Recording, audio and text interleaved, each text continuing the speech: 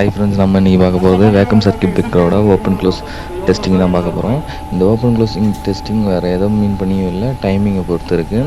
Vacuum circuit பிரேக்கரோட இன்டர்செப்டர்ஸும் வோல்டேஜிங் check பண்ணுவாங்க. அப்புறம் விசிபியோட control பேனலில் அந்த coil open closing charging coil இருக்கும்ல, அதுக்கு கண்ட்ரோல் சப்ளை கொடுப்பாங்க.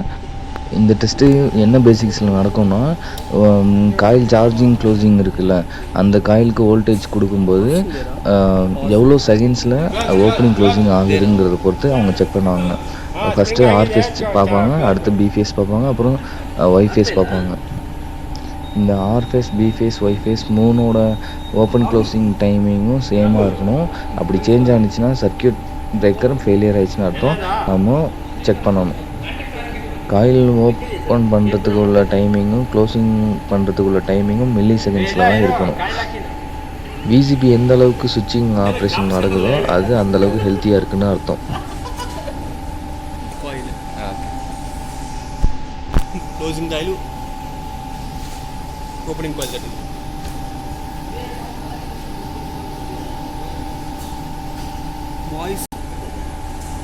இந்த கிட்ட தான் வேக்கம் சர்க்கியூட் பிரேக்கரோட open closing timing circuit check பண்ணுற கிட்ட. இந்த கிட்ட யூஸ் பண்ணி வேக்கம் இன்டரப்டர்ஸ்க்கு வோல்டேஜ் கொடுப்பாங்க, அந்த கண்ட்ரோல் சர்க்கியூட்டுக்கு வோல்டேஜ் கொடுப்பாங்க.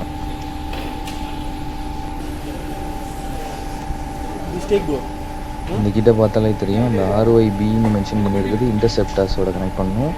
அந்த ஒயிட் கலர் கேபிளும் அந்த சார்ஜிங் காயிலுக்கோட சப்ளைக்கு போகிறது. அந்த கண்ட்ரோல் காயிலுக்கு வோல்டேஜ் கொடுக்கும்போது காயில் ஓப்பனிங் க்ளோசிங் ஆகும்.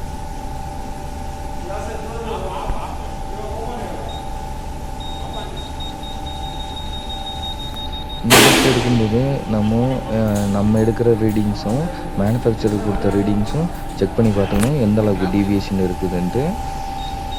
இதில் இம்பார்ட்டன்ட் திங் என்னென்னா, RYB 3 ஃபேஸோட ஓப்பன் க்ளோசிங் டைமிங் சேமாக இருக்கணும், அதுவும் மில்லி செகண்ட்ஸில் இருக்கணும். அது ரொம்ப இம்பார்ட்டன்ட். அதுதான் பிரேக்கர் எந்த அளவுக்கு ஹெல்த்தியாக இருக்குங்கிறத இண்டிகேட் பண்ணும்.